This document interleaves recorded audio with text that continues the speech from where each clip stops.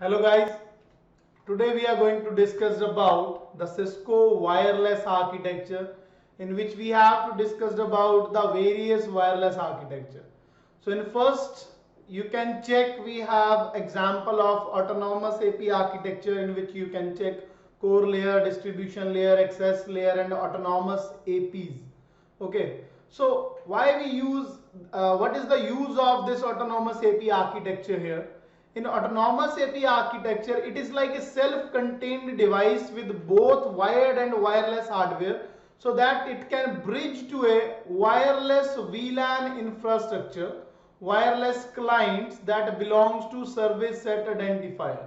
Okay, in which this diagram you can check, each autonomous AP must be configured with a management IP address so that it can be remotely accessed using telnet or SSH, or you can use any web interface to connect this.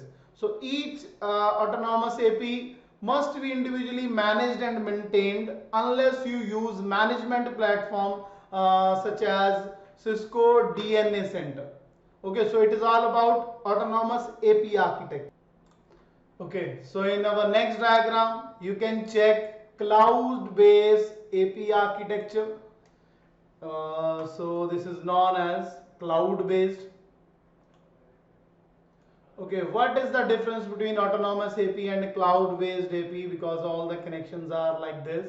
In cloud-based AP management, it is an alternative to purchasing a management platform.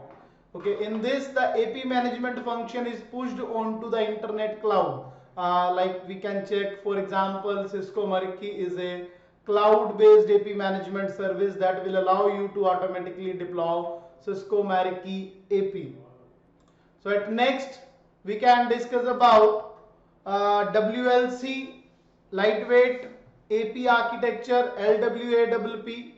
In this you can check WLC is connected with switch and switch is also connected to router.